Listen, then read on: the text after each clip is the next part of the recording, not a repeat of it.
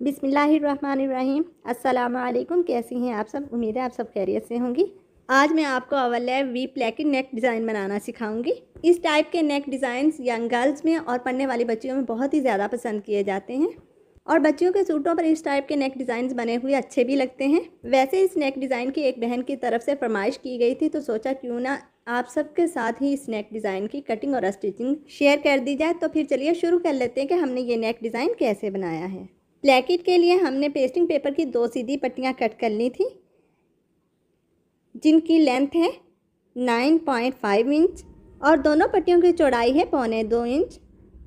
आप पट्टियों की चौड़ाई का साइज़ इससे कम या ज़्यादा भी रख सकती हैं। अब पेस्टिंग पेपर की सीधी पट्टियों को हमने इस तरीके से सीधे कपड़े के ऊपर पेस्ट कर लिया है और इस तरीके से दोनों पट्टियों को तैयार कर लिया है। ये देखें ऐसे कि नीचे वाले कपड़े को हमने थोड़ा सा ऊपर वाले कपड़े से भरता हुआ रखा है। अब नेक की कटिंग के लिए हम अपनी शर्ट लेंगे। इस नेक को हमने ज़्यादा डीप नहीं रखना, जबकि नेक की विड्थ के लिए भी हम 3 इंच पर मार्किंग करेंगे, क्योंकि वी की वजह से इस नेक की चौड़ाई भी थोड़ी सी बढ़ जाएगी। अगर आप बिगनर्स हैं तो इस टाइप के नेक डिज़ाइन बनाने के लिए मार्किंग बहुत ही एहतियात से करें। नेक की डेप्थ हम रखेंगे 4.5 इंच। अब हम एक बॉक्स बना लेंगे इस तरीके से। अब हम नेक को राउंड शेप दे लेंगे ऐसे।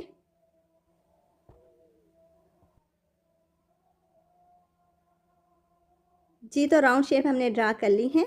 अब हम वी के लिए मार्किंग करेंगे। वी की टोटल चौड़ाई ऊपर से होगी 1 इंच, इसलिए हम हाफ इंच पर मार्किंग करेंगे, जबकि प्लेकेट की टोटल लेंथ होगी 9 इंच। तो कटिंग के लिए हम 8.5 इंच पर मार्किंग करेंगे। अगर आप प्लेकेट का साइज़ कम या ज़्यादा रखना चाहती हैं तो आप इसी हिसाब से मार्किंग कर लें। अब देखें, हमने जो ये पट्टियाँ तैयार की थी, इनकी चौड़ाई हमने रखी है 1.25 इंच, तो हम 1.25 इंच का हाफ कर लेंगे इस तरीके से। अब इस हिस्से पर हम 1.25 इंच के हाफ के गैप पर इस तरीके से मार्किंग कर लेंगे। ये मार्किंग हमने इसी हिसाब से पूरी प्लेकेट पर कर लेनी है। ये देखें ऐसे हम 1.25 इंच का हाफ बनाएंगे और फिर ऐसे हम मार्किंग कर लेंगे। ये देखें हमने पूरी प्लेकेट पर इसी हिसाब से मार्किंग कर ली है। ये नीचे वाली मार्किंग थोड़ी सी मुझसे कम रह गई थी, इसलिए यहाँ पर हम दोबारा से मार्किंग कर लेंगे और ये निशान मिलाते हुए हम सीधी लाइन ड्रा कर लेंगे ऐसे। जी, तो हमने ये निशान मिला लिए हैं। अब वी वाले हिस्से में मार्किंग से पहले हम वी शेप ड्रा कर लेंगे, जिसके लिए हमने वी की चौड़ाई रखी थी हाफ इंच, तो हाफ इंच पर हम इस तरीके से मार्किंग कर लेंगे, जबकि वी की लेंथ हम रखेंगे 3 इंच ऐसे। अब ये निशान मिलाकर हम छोटी सी एक वी ड्रा कर लेंगे इस तरीके से। अब इस वी की मार्किंग के बिल्कुल साथ साथ हम 1.25 इंच के हाफ के गैप पर एक और मार्किंग कर लेंगे। ये देखें 1.25 इंच का हाफ है, 1 इंच से 1 पॉइंट कम, तो वी की मार्किंग से 1 इंच से 1 पॉइंट कम के गैप पर हम मार्किंग कर लेंगे और ये मार्किंग हम वहाँ तक करेंगे जहाँ तक हमारा निशान बिल्कुल सीधा नहीं हो जाता। ये देखें यहाँ तक। अब यहाँ से नीचे की तरफ हमारी मार्किंग बिल्कुल सीधी है। ये देखें। अब हम ये तमाम निशान मिला लेंगे इस तरीके से और अपनी मार्किंग को अच्छे तरीके से सेट कर लेंगे। ये देखें ऐसे। अब कटिंग हम मार्किंग से नहीं करेंगे, बल्कि सिलाई का मार्जिन छोड़ते हुए हम कटिंग करेंगे। ये देखें नेक के राउंड हिस्से में भी हमने सिलाई का मार्जिन छोड़ते हुए कटिंग करना है, जबकि इस हिस्से में भी हम सिलाई का मार्जिन छोड़कर कटिंग करेंगे। अलबत्ता नीचे वाली ये मार्किंग हमने कटिंग के हिसाब से की थी, इसलिए हम कटिंग यहाँ से स्टार्ट करेंगे। ये देखें ऐसे हम सिलाई का मार्जिन छोड़ते हुए कटिंग कर लेंगे।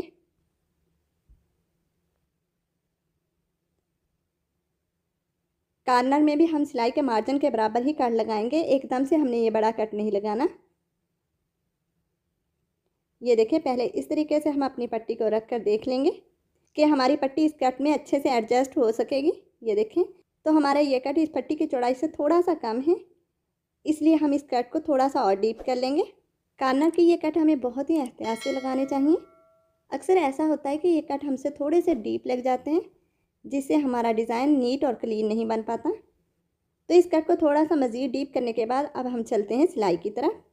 देखें हमने ये कट सिलाई के दबाव जितना डीप रखा है। यानी ये वाला हिस्सा सिलाई के दबाव में आ जाएगा। अच्छा, यहाँ पर मैं आपको एक पॉइंट दिखाना भूल गई थी।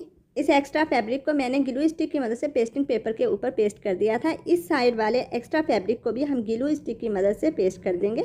दोनों साइड के एक्स्ट्रा फोल्डेड फैब्रिक को हमने ग्लू स्टिक की मदद से पेस्ट कर दिया है। देखिए, फोल्ड होने के बाद हमारी पट्टी कुछ इस तरीके से तैयार हुई है कि नीचे वाला हिस्सा ऊपर वाले हिस्से से थोड़ा सा बढ़ा हुआ है। अब हम शर्ट के इस हिस्से को सिलाई के दबाव के बराबर इस पट्टी में रखेंगे ऐसे, और फिर किनारे की सिलाई लगा लेंगे।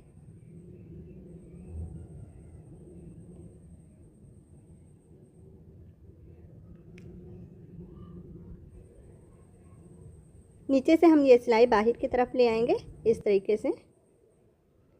जी, तो एक साइड पर हमने सिलाई लगा ली है। दूसरी सिलाई हम नीचे वाली साइड से स्टार्ट करेंगे। ये देखें, इस साइड से हम शर्ट को इस तरीके से उठाकर साइड पर कर देंगे और कट वाला हिस्सा पूरे का पूरा हम सिलाई के दबाव में दे देंगे। ये देखें, इस तरीके से। आप चाहें तो इस साइड पर भी अपनी आसानी के लिए और सिलाई के दबाव को बराबर रखने के लिए आप मार्किंग कर लें, यानी इस हिस्से पर सिलाई के दबाव को बराबर रखने के लिए मार्किंग कर लें। अगर आप मज़ीद नेक डिज़ाइंस की कटिंग और स्टिचिंग की वीडियोस देखना चाहते हैं तो इसके लिए ऊपर दिए गए लिंक पर क्लिक करें।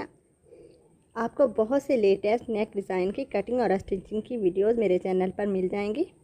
तो इस साइड से भी हमारी सिलाई कंप्लीट हो चुकी हैं।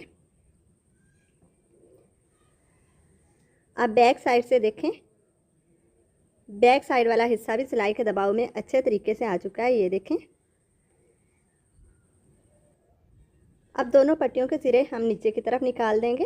ये देखें, इस तरीके से ऐसे। अब दोनों पट्टियों को अच्छे तरीके से हम एक दूसरे के ऊपर ओवरलैप कर लेंगे, जिसके लिए हम पहले अपनी शर्ट को अच्छे से फैला लेंगे ऐसे, और हाथों की मदद से अच्छे से प्रेस कर लेंगे। अब नीचे वाले हिस्से को ऐसे उठाएंगे, शर्ट के इस हिस्से को हम फोल्ड करके अच्छे से सेट कर लेंगे और बिल्कुल बराबर कर लेंगे। इसके बाद आप चाहें तो प्रेस की मदद से इस हिस्से पर क्रीज बना लें। दोनों पट्टियों को भी हम अच्छे से इस तरीके से सेट कर लेंगे। ये देखें, ऐसे। अब हम अपनी शर्ट को ऐसे पलट लेंगे। ये देखें, ऊपर से हमारी प्लेकेट बिल्कुल सेट हो चुकी हैं। अब सिलाई लगाने से पहले आप प्लेकेट को या तो इस तरीके से पिन अप कर लें, ये देखें ऐसे, और इसके बाद नीचे से ऐसे शर्ट को पलटने के बाद सिलाई लगा लें, या फिर प्लेकेट को अच्छे से सेट करने के बाद हम ग्लू स्टिक की मदद से इस हिस्से को पेस्ट कर लेंगे। ये देखें, ऐसे। प्लेकेट को ओवरलैप करने के बाद जस्ट हमने इतना सा पेस्ट करना है कि हम इजीली सिलाई लगा लें। प्लेकेट को पेस्ट करने के बाद हम इस तरीके से अपनी शर्ट को पलट लेंगे और इस हिस्से पर सिलाई लगा लेंगे।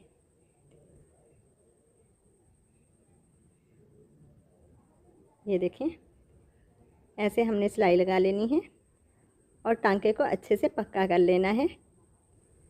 ये सिलाई लगाते हुए आपने ये ध्यान रखना है कि कट वाला हिस्सा पूरे का पूरा सिलाई के दबाव में आना चाहिए। जी, तो हमने ये सिलाई लगा ली है। अब हम प्लेकेट की पेस्टिंग को रिमूव कर देंगे। ये देखें, ऐसे, और प्लेकेट को अच्छे से ओवरलैप कर लेंगे। अब दोनों पट्टियों को जॉइंट करने के लिए हम इस हिस्से पर किनारे की सिलाई लगा लेंगे।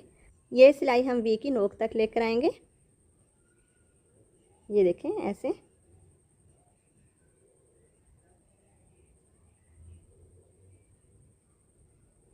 वी की नोक पर लाकर हम अपने टांके को पक्का कर लेंगे और एक्स्ट्रा धागे को नीचे की तरफ निकाल लेंगे ऐसे, और फिर गिरा लगा देंगे। अब दोनों पट्टियों को बराबर करते हुए हम एक्स्ट्रा हिस्सा कट कर देंगे। यहाँ से हमने राउंड शेप को अच्छे से सेट कर लिया है। ये देखें। अब नेक की फोल्डिंग के लिए मैंने पेस्टिंग पेपर की 2 रेप पट्टियों को रेप कपड़े पर पेस्ट कर लिया है इस तरीके से। दोनों पट्टियों के एक साइड से एक्स्ट्रा फैब्रिक को हम फोल्ड करके ग्लू स्टिक की मदद से पेस्ट कर देंगे। ये देखें, दोनों पट्टियों के एक साइड से एक्स्ट्रा फैब्रिक को हमने फोल्ड करके ग्लू स्टिक की मदद से पेस्ट कर दिया है और दोनों पट्टियाँ इस तरीके से तैयार कर ली हैं। अब अगर इतना गला बनाने के बाद भी आपकी लाइट मौजूद है तो इन पट्टियों पर पानी का हल्का सा स्प्रे करके प्रेस की मदद से राउंड शेप दे लें। चूँकि लाइट नहीं है इसलिए हम राउंड शेप बनाए बगैर ही इस पट्टी को नेक के साथ सिलाई करेंगे। अब हम पेस्टिंग पेपर के बिल्कुल साथ साथ सिलाई लगा लेंगे। ये सिलाई लगाते हुए आपने ये ध्यान रखना है, आपने हल्का सा भी इस पट्टी को खींचना नहीं है, ना ही नेक को खींचना है। ये देखें इस तरीके से। इसी तरीके से हम दूसरी साइड पर भी सिलाई लगा लेंगे।